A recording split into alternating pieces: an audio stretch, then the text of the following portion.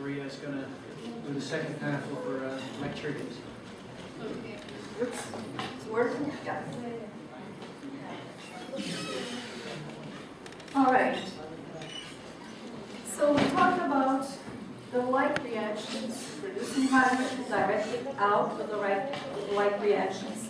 But you know, you can produce fuels also, carbon fuels out of photosynthesis.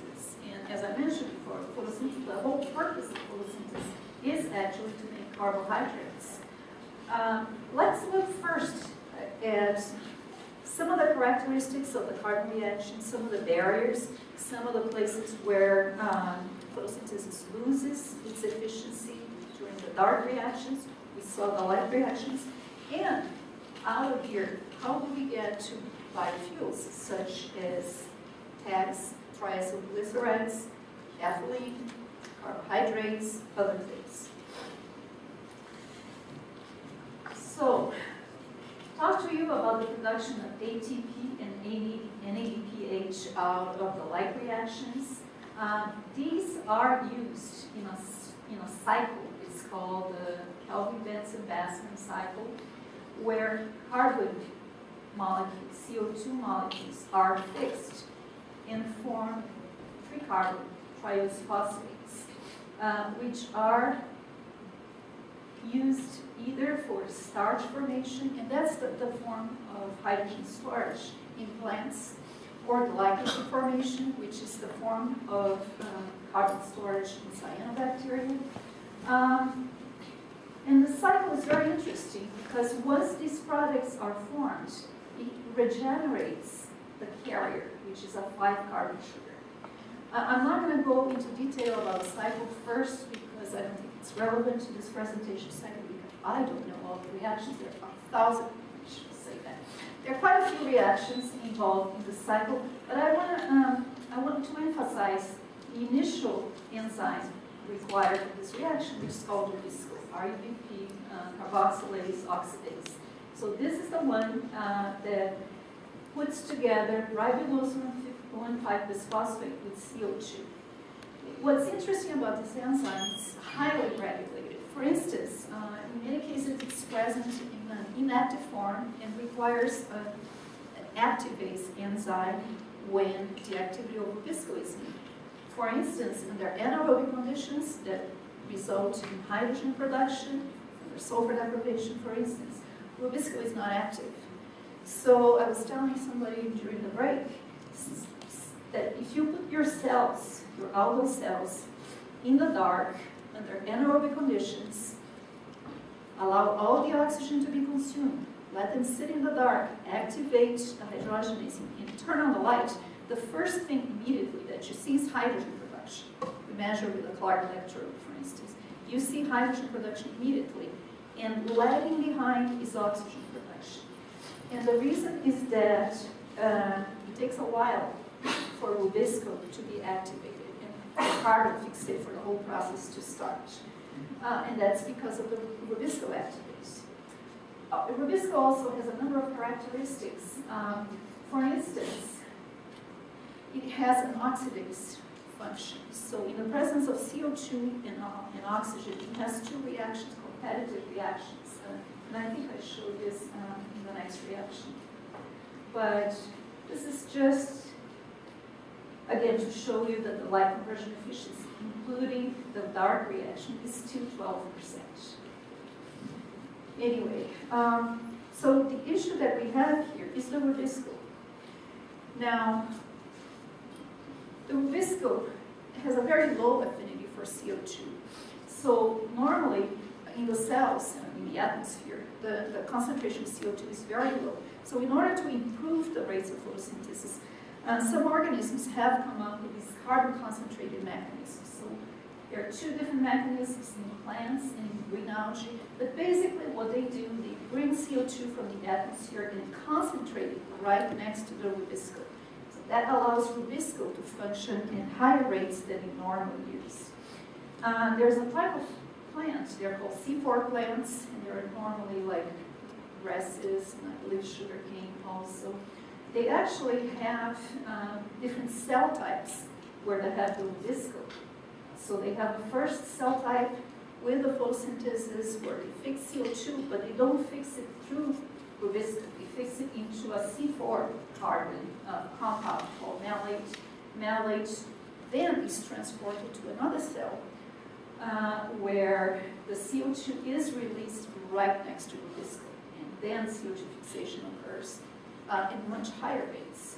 Of course, this means that these C4 plants need additional ATP and NADPH, which decreases the solar conversion efficiency of these cells. They require more photons, but they function at higher rates. So it's again a trade-off. Plants or photosynthetic organisms, biological organisms in general, are notorious for having these trade-offs between different functions. Do they want to be efficient, or do they want to survive in certain cases? So in algae, it's not very clear. There are a number of proposed mechanisms for concentrating CO2. Some of them just consist in moving CO2 directly to the place where Rubisco functions. Some of them actually convert the CO2 into bicarbonate, and there's a bicarbonate transport. So it's not very clear how much it costs in terms of efficiency. But these are barriers to achieving the high conversion efficiency that we mentioned. So this is Rubisco, and as I said, Rubisco has, besides the CO2 fixation activity, where ribulose 1,5-bisphosphate is combined with CO2, giving rise to free carbon molecules and regenerating our UBP bisphosphate. It also has a cycle where it produces phosphoglycolate instead of the triosphosphate, or phosphoglycerate. This phosphoglycolate eventually, actually, for each molecule, it gets 2 molecules of phosphoglycolate. One of them actually can be converted back into phosphoglycerate and end up in CO2 fixation. The other one goes through this very complex cycle that involves nitrogen cycle molecules, involve mitochondria, and it basically ends up as CO2, lost as CO2. So the oxidase function of Rubisco, again, decreases the light conversion efficiency. So these are all barriers. There's a number of laboratories for many years trying to engineer Rubisco and get rid of this oxidation reaction. It has not been easy, and as far as I know, nobody has been successful in doing this. Okay. So this is just a summary. We start with that 12% conversion efficiency, but in reality, we get much lower numbers. First of one, because of the Rubisco photorespiratory, which is the oxidation activity, which occurs particularly under high oxygen and low CO2. Those are the normal conditions that one finds in the atmosphere. So it's a very significant contribution to photosynthesis. Okay, so as I mentioned, a number of groups are trying to engineer Rubisco to decrease its photorespiratory activity. Other people are actually trying to use a different mechanism. As I said, the problem with the carbon cycle is that you have to recycle the RUBP carboxylate, the RUBP phosphate compound, because each time you fix one CO2 molecule, you have to regenerate the 5 carbon. Some people, some groups are trying to engineer an alternative method for recycling this carbon, or even recycle, carbon during photorespiration. There are other carbon fixation enzymes out there, particularly in, I think Ralstonia is one, no, not Ralstonia. There's a couple of anaerobic bacteria, not anaerobic, bacteria that have a different enzyme, an enzyme different than Rubisco. So people have been looking at these enzymes and trying to express them in photosynthetic organisms and see if they have less of a photorespiratory activity. So there's lots of work going on, but these are very important. One thing that I didn't mention when I talk about hydrogen, but was considered in our technical economic analysis, is that we can't use all the light energy to produce fuels. We need a certain amount for the cells to keep working, to keep functioning, to replace old material. So normally we take this into account and we say about 25% of the light energy is used to maintain homeostasis, to maintain the cells growing and the proteins functioning. So one estimated all these losses due to these issues that I mentioned about. The light conversion efficiency comes down to about 5% in the C3 plants and about 6% in the C4 plants. So unless we can solve this problem, we cannot go any higher. Now, when you look in the field, plants in the field, these yields are much lower, closer to 0.5 to 1%. Different seasons, the fact that during the winter they are doing photosynthesis but not accumulating a lot of material.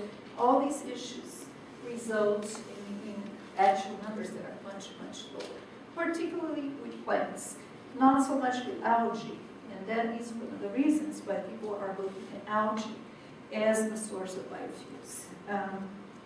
If you look at plants, most of the biofuel, and now I'm talking about lipids, tag accumulation, occurs in the seeds. So that's a very small part of the full organism. If you look at algae or cyanobacteria, they have huge oil bodies that occupy a large amount of their cells. So even without the necessary changes to optimize fuel production, algae already produce on a weight-to-weight basis much more oil, or they accumulate much more oil than any land plant. So the idea is to go to algae or photosynthetic microbes to get biofuel production.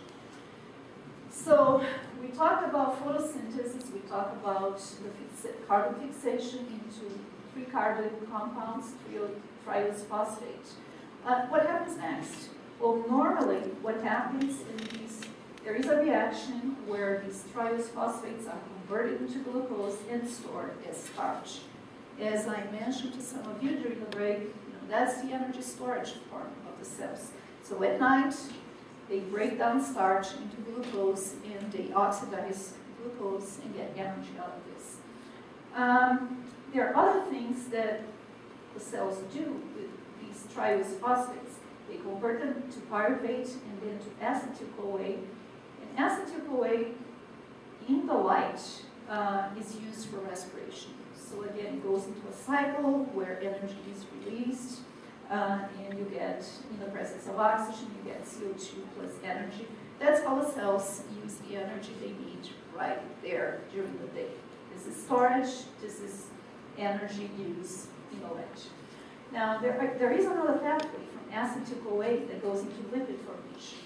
Lipid formation normally accumulates up to 15 to 30% of the weight biomass in algae. This is your normal average algae. There are algae that are known to accumulate, or have been reported in the literature, to accumulate much higher amounts of lipids. But this normally occurs under nitrogen deprivation. So nitrogen deprivation is a trigger for lipid accumulation. Even under nitrogen deprivation, cells, I think the maximum amount that has been reported is about 70% of weight by weight biomass.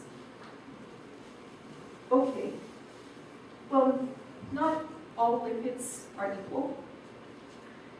So there are a number of different types of lipids, intracellular lipids. The one that we're mostly interested in for fuel production are the so-called triacylglycerols. They have a glycerol background followed by 3 chains of fatty acids of different lengths. There are a number of other lipids, and these are neutral lipids. So they're normally the ones that are stored in lipid oil bodies in these photosynthetic organisms. There are a number of other polar lipids, for instance, galactolipids, which are part of the plastic, the chloroplast, thylakoid membranes. They're phosphatidylcholine or phosphatic acid or phospholipids that are also part of the cell membrane. So these are structural lipids. These are the ones that we're interested in. So when people talk about percentage of lipid in the cells, we need to know if they are tags triacylglycerol or not. Otherwise, they're not useful for diesel formation. So okay, so they're made out of acetyl-CoA.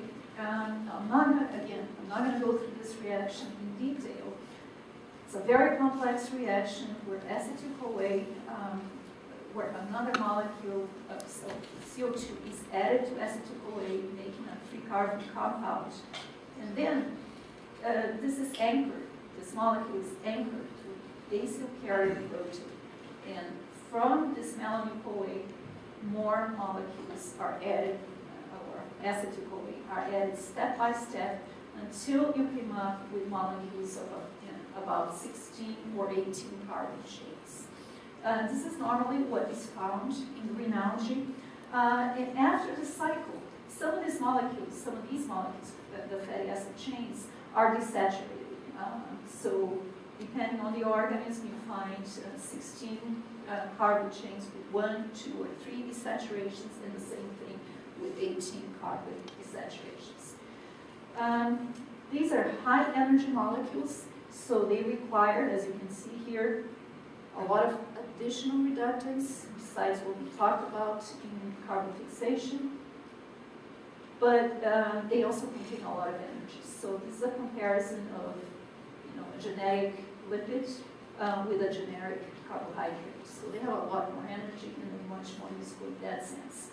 Now there's a difference between the size of the chain, the carbon chain, depending on whether one wants to use these for jet fuel or for biodiesel. Jet fuel requires smaller carbon chains than biodiesel. So there are ways that one needs to control these reactions to get what one desires. Okay, so we talked about fatty acids. We talked about desaturases forming diacylglycerol and tags. Normally, in plants, this happens in the seeds. Actually, all the other types of lipids are also made in the seeds.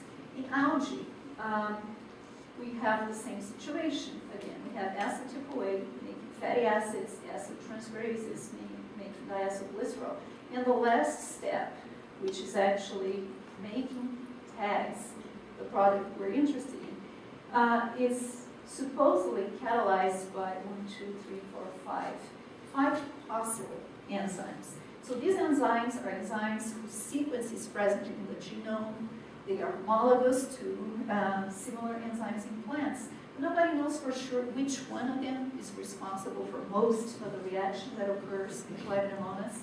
So there's a lot of work going on in trying to figure out which one of these is important. I'll get back to that. Okay, so once we have the tag accumulated in these cells, an optimal amount, higher amounts of tag compared to the other lipids, there are things one needs to do. One needs to take the oil out and certify convert it into biodiesel.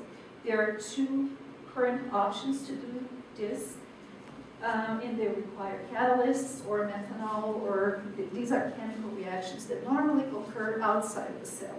I don't know if I have this in another slide, but there are groups, research groups, trying to introduce enzymes inside the cells that can convert the triglycerides directly into diesel inside the cells. So that would, again, eliminate doing anything extra outside of the reactor. Let the cells do the work. Okay. So let's look at the whole work of how to get fuels from algae. So first, there are issues with algal cultivation. We need to find the right strain, a strain that already produces a lot of tags, accumulates a lot of tags, or engineering a strain to make more tag. A big issue in this area is how to cultivate the algae. When I talk about hydrogen, the very beginning I mentioned that one of the issues is bioreactors. And one of the components that increases the cost of hydrogen production is to make a reactor that is impermeable to hydrogen. Here we don't have this issue because we're making a liquid fuel, but there are two options available, using ponds, open ponds, or closed photobioreactors. You go to these meetings and people discuss endlessly about advantages and disadvantages of either. Of course, open ponds are cheaper, but you get contamination. It's much more difficult to control the growth of the cells, the amount of CO2 needed. With closed reactors, you can control all these parameters, but they get pretty expensive. So again, depending on which one you choose, that's going to vary with the cost of your process. Siting is another big issue. Okay, these all have to do with algal cultivation. When you go to algal harvesting, there's also a number of issues. Harvesting and dewatering contributes a large amount to the process. So I'll show you a couple slides later. People are trying to come up with natural solutions that would not require us to spend additional energy into the process of harvesting and dewatering. Then of course you have to break down the cells, extract the lipids, and finally convert not just the tags into fuels, but what do you do with the rest of the cells? So there are a number of proposals out there for what to do with these cells. And the bottom line is this process economically and environmentally sustainable, and can the system be scaled up to the necessary scale for fuels? Again, it's the same question with hydrogen. Can we make it a lot, and can we make it cheap enough? Okay, I'm going to skip this, but I'm going to present, as I did for the hydrogen production, a very quick technical economic analysis for biofuel production by algae. These are just some of the assumptions used in the model. So in the model, we use open ponds. We use photobioreactors, they're too expensive. We use a flocculation process for concentrating the algal biomass. We use centrifuges to collect the cells. We use homogenization in butanol extraction to extract the lipids. And in the model, they included an anaerobic digestion process to use up the residual biomass for methane production, I believe. So just skip this. And these are the results from theirs. This was at NREL. It was available, I think, in the NREL site. But just to show you, so they compare open ponds with photobioreactors. In both cases, this is just for tag production, and this is for the whole process of esterification into diesel, open ponds, and reactors. And these are the costs, the estimated costs for a system, for the whole process, assuming a 25% weight-by-weight lipid content. This is extremely high. So it's not economical right now. Don't let anybody else tell you this. Again, there are things we need to do, but as I said, look at this graph. This is for the photobioreactors. All this blue area is the cost of the photobioreactor, not in construction and maintenance. It's huge. So it seems to me that we need to go with open ponds and address a lot of the other issues with biology if possible. So let me tell you a little bit about what biology can do in terms of improving or decreasing the costs of biofuel production by algae. So we're going to talk about basic biology. There's a lot of bioprospecting going on, much more than hydrogen-producing organisms, and a lot of molecular engineering. And then I'm going to talk about harvesting, watering, and lipid extractions, again, what biology can do. So I mentioned all those proteins, all those enzymes here that have been proposed to be involved in tag accumulation. There's a lot of people looking at these. these. And I just cite 2 pieces of work that actually show different results. In the first, they show that if this type 2 DGAT, if DGAT2, one of those, is overexpressed, so if the gene is made to produce a lot of protein, you don't get more tag accumulation, either under normal conditions or under nitrogen stress. However, this other paper actually says that if you look at DGAT1, it's not the same DGAT that's here, and VGTTT1, whatever it is, another one of these, they actually are induced under under nitrogen starvation. And if you put in these genes in yeast, an yeast that does not have these genes, they do show, so this is the yeast, and this is the introduction of one of those genes, the DGTT1 yeast. You can't see it. But anyway, what this shows is that they do accumulate tag. So the conclusion is that at least these 2 genes are responsible for tag accumulation. But again, it is in yeast, not in algae. In my group, what we have done, let me see, yeah. Oh, it's out of order. Yes. Oh, we put the wrong one. Oh, I know what it is. Yeah, what we did, I got the wrong figure though. We actually created a mutant that doesn't have one of the DGAT genes, and we looked at tag accumulation, and we didn't see a difference. So that particular gene in our hands is not the one that's responsible for tag accumulation in Chlamydomonas. Anyway, so there is a second pathway for lipid production in Chlamydomonas, and this is the called PDAT pathway. And it uses an unusual fatty acid and converts it into tags. This paper from Sabia Merchant's lab at UCLA demonstrates that mutants that lack PDAT1 and PDAT2 genes accumulate less tag. What we show, and again, she showed that by putting these genes, PDAT1 and 2, into that same yeast, they restore tag accumulation in the yeast. We went a step ahead. We actually overexpress the PDAT in Chlamydomonas. What we show is that under nitrogen deprivation, the cells overexpressing the PDAT gene have slightly higher, it's not impressive, but have higher tag accumulation than the wild type cells under the same conditions. So I think what I'm trying to say with these slides is that there's still a lot of basic work that needs to be done to identify which genes are necessary for higher accumulation of tags in Chlamydomonas. If we want to increase, we need to know which are the genes responsible. There are a number of other strategies going on. For instance, there are starchless mutants. Remember I said that there is a competition between starch accumulation and lipid production. So if we have a mutant that's unable to store starch, you can actually see that they usually overaccumulate tag. In the cases that I know of, the accumulation is not huge, but they do overaccumulate. So you're diverting carbons from starch and putting them in lipids. And with E. coli, I have a feeling why Gil was involved with some of this work.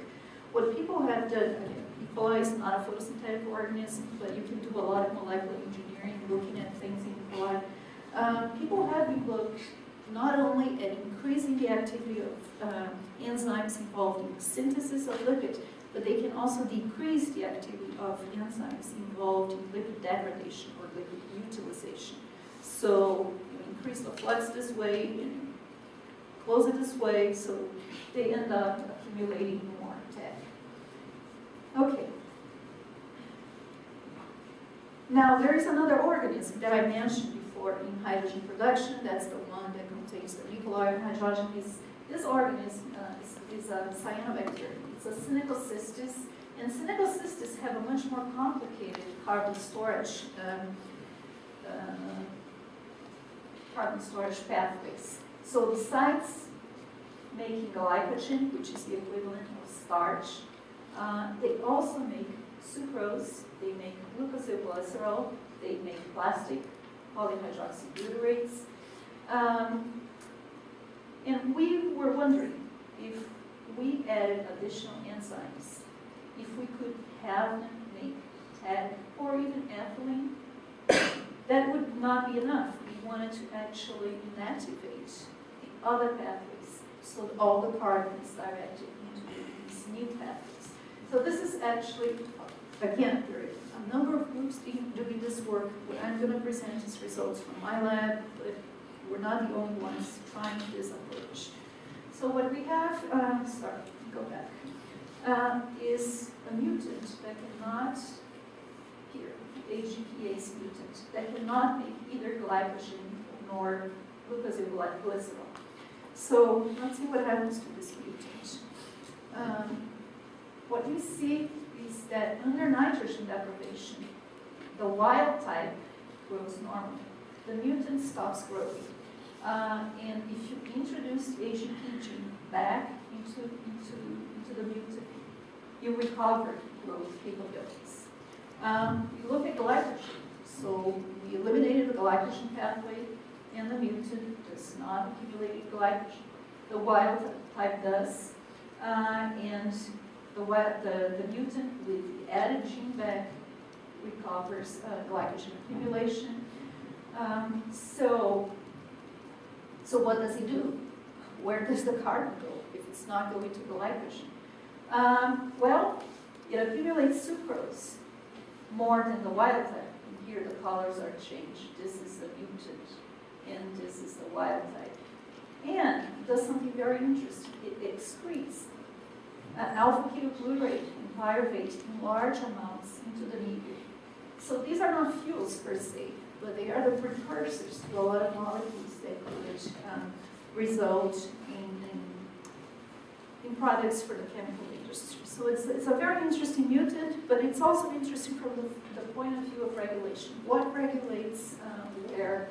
This is just another demonstration that they are actually, no, this is the next.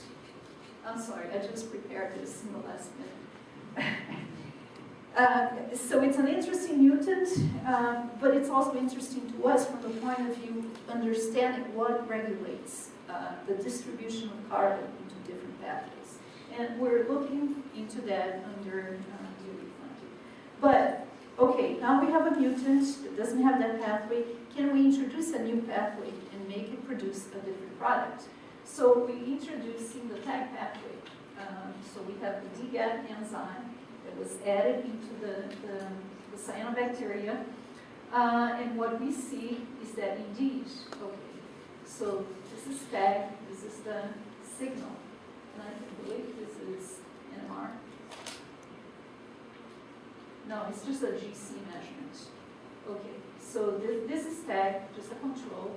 Wild type does not accumulate TAG, and the one that has the inserted gene shows TAG accumulation. So we do see that it works, and it's a good background for that.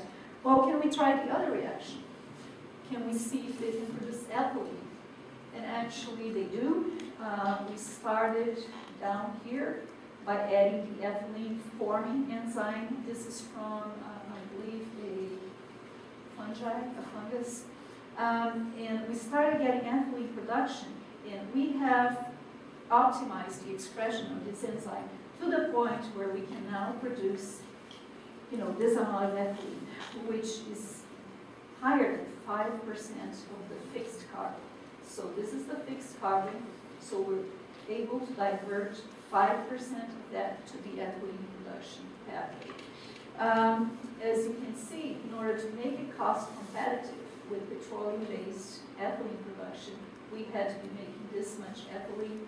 We're way up there. Now we're trying to sell this to industry and see if there is a nice renewable way of producing ethylene. Okay, another thing that one can do is actually introduce a pathway for isoprene production. This has been done by Tassos Melas. They introduced ethylene gene from the quetzalvine into the Synechocystis, and they do see isoprene production. Let's see, this is just the standard, this is the wild type, and this is the mutant. So they see isoprene production. In this case, they're still producing very low levels of isoprene, but they are trying to improve the expression of their genes to see if they can produce more. Okay, so I talked a little bit about Chlamydomonas and what is going on with algae in general. I talked about Synechocystis. There's another green alga called Chlorella vulgaris. What's good about Chlorella is that it already accumulates a lot of tags under nitrogen deprivation, even without any modification. So I think the point is, can we further improve this very good system that's available there? Now, Chlorella that is not easy to manipulate from a molecular engineering point of view. So this is just demonstrated again. The amount of fatty acids or triacylglycerol that is produced by Chlorella during nitrogen deprivation. You can see here with the fluorescence assay. So what we're doing at MREL, and again, we're not the only ones, there are a number of groups doing the same thing. Getting an organism that already produces a lot of TAG and trying to improve it. Trying to improve means that initially we have to create a lot of tools to manipulate this organism. So these are some of the tools that we have been developing at MREL. And I left this blank, and this is the newest system available to do the same type of thing. This is another green alga. I showed you Chlamydomonas and I showed you Chlorella. This is another green alga that just recently was shown to be able to it's easier to manipulate genetically than Chlorella or Chlamydomonas. For those of you who know anything about biology, the fact is that this alga is able to perform homologous recombination. Basically what it means is that it's much easier to insert your gene of interest into the genome of this alga. When we use Chlorella or Chlamydomonas, the gene of interest that you put in the genome inserts at random in the Chlamydomonas genome. And sometimes it inserts into places that result in an alga that's not able to survive. It affects essential genes and the alga doesn't do anything. In homologous recombination, you can tell exactly where you want the gene to be inserted. So that's a big advantage, and I'm sorry that I left this blank. Okay, so again, in terms of the biology, in terms of increasing tag accumulation, there is the molecular engineering aspect, but one can also go bioprospecting, try to find something from nature that over-accumulates tag. And again, many groups that I know of have been doing have been going out into nature and trying to collect different algae. There is a technique, it's called fluorescence activated cell sorting, that allows you to separate those that have a large amount of tag from those that do not. And then of course you have to grow each one of the ones that pass the FACS and look at their characteristics. This is so much more complicated than it sounds. When I first heard about bioprospecting, I said, oh sure, you have a lot of different strains of algae, just see which ones accumulate more tag. Well, the problem is that each one of them grows better in a different type of medium. Each one of them grows better at a different light intensity, different temperature. So, you have to assay most of them under a number of variety of conditions in order to actually see the ones that are better lipid accumulators.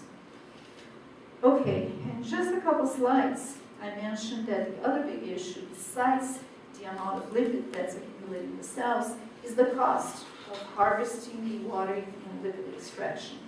So this is one of the pieces of work going on at MREL. And again, normally, what you do after you harvest the cells, you treat them with a solvent, well, you have to open up the cells and treat it with a solvent to separate the lipids from the rest of the cells. What this guy is doing, Eric Nasha, in Phil Bianco's lab, is actually have the cells express an enzyme that degrades the cell wall, express that when the cell is ready to be harvested. So in this case, we know nitrogen deprivation is the condition that allows tag accumulation. So these enzymes are under the control of a promoter, or are activated only when when the cells are exposed to nitrogen starvation. So the enzymes overaccumulate lipids, and then these enzymes open up the cell wall and release the oil bodies. So again, very promising results. We'll see how far this goes. This work, again, I'm not going to go into any detail, but this is from my group. And the idea, I think I mentioned in the beginning, is to find a way to let algae come together and flocculate. So this prevents having to use costly methods such as centrifugation, filtration, or even some flocculation, chemical flocculants.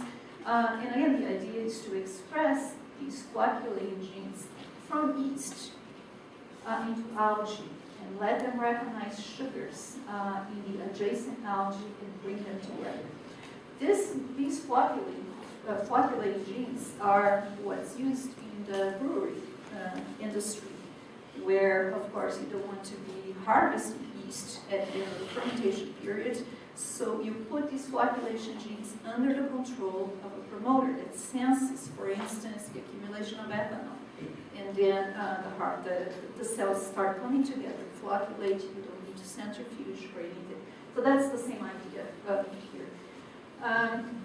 This is actually very similar, and we were inspired by the work of a group at the University of Wyoming, where he's using a different type of flocculating proteins. And they come from another alga, it's called Flobox.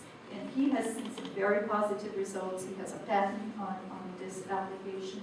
So we're pretty much following his idea, but using a different type of gene.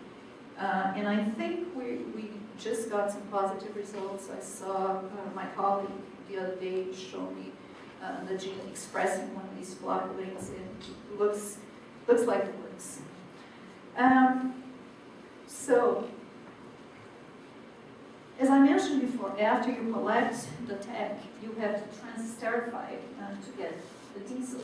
There are people looking at introducing transterification genes into the cells, and again, the same way that we do the cell-degrading enzyme. We could have transterification genes, so you don't have to do it commercially after you collect the oil. Let the cells do it for us. There is a group that I've heard about this work, and at first, it sounded too strange, and it still does. I'm not sure how it works, but it's a process that they call milking the lipid producing algae with organic solvents. Basically, what they do is during the process of lipid production, they started adding a little bit of organic solvents, and I think these are like hexanes or small chain organic molecules, and somehow that induces the oil to move out of the oil bodies into the medium, and they can collect it out of the medium. I talked to the guy who runs this project, and he said, yes, that works in some cases. It's not with all algae. Yes, they don't have an explanation for it, but in some cases it works very well. It's a matter of trying to combine the right solvent with the right algal strain. So it is out there. I'm sure it's patented and it's being tested. So that's my presentation on our biofuels, and you're welcome to ask me questions at this point.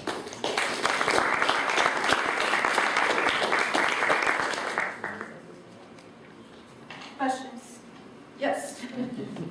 Will you please go back to this slide about photosynthetic carbon dioxide to ethylene Okay. pathway.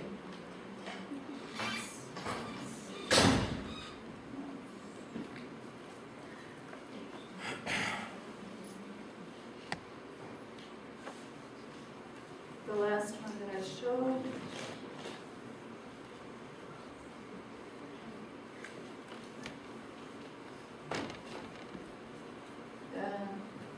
See if this one's okay.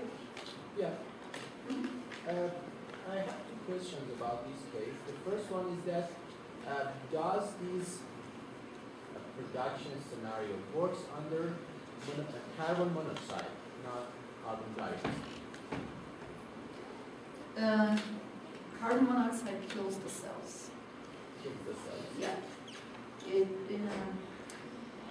affects respiration, so the cells cannot survive in carbon monoxides.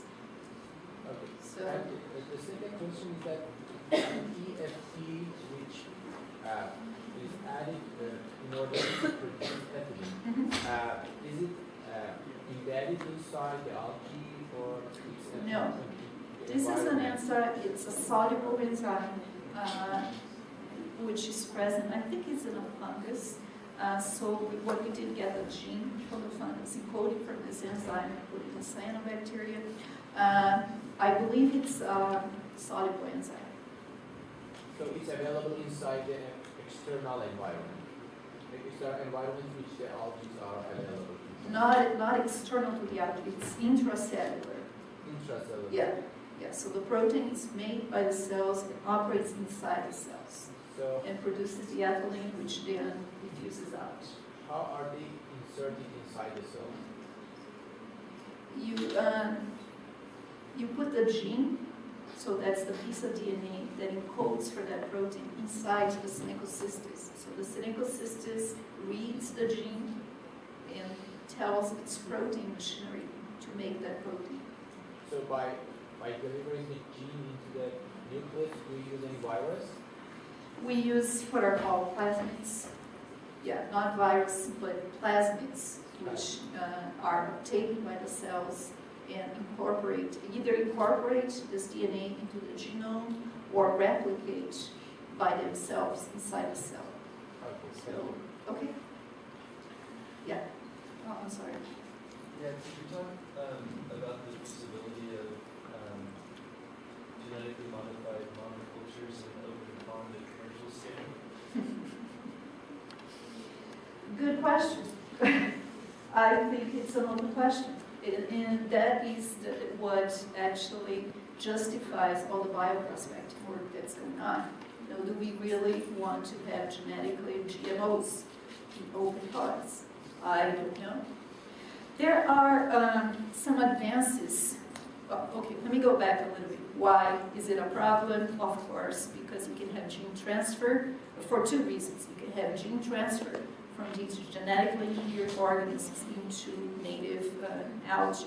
The second problem is that this gene transfer could involve antibiotic resistance, which is normally used in these plasmids where you introduce genes, different genes into an organism. You usually have a marker, which is an antibiotic resistant. So it's a big problem if you are expressing genes with an antibiotic resistant, putting them in open bonds, you may be transferring this gene laterally to wild-type plants. I totally agree with you. But there are new developments in biotechnology nowadays that do two things. First, they allow you to use markers that are not antibiotic resistant, something like fluorescent proteins, for instance, which still require a high-throughput screening to find out, the ones that have the expressed genes. Or there are techniques that after you have this organism that is working the way you want, you can remove the antibiotic-resistant piece of gene from the organism. So you don't have to worry about that gene being transferred to other organisms. That is all I can say to that.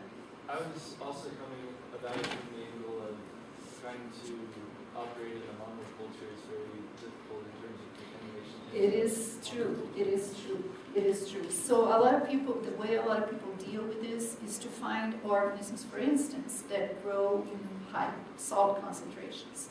So there's a lot of bacteria, cyanobacteria, photosynthetic organisms that thrive in high salt concentrations. And that prevents a lot of organisms from contaminating these cultures. It's not the ideal solution. It's one of the solutions so far. So yeah, you are absolutely right. There are a lot of issues with octopods. They're cheap.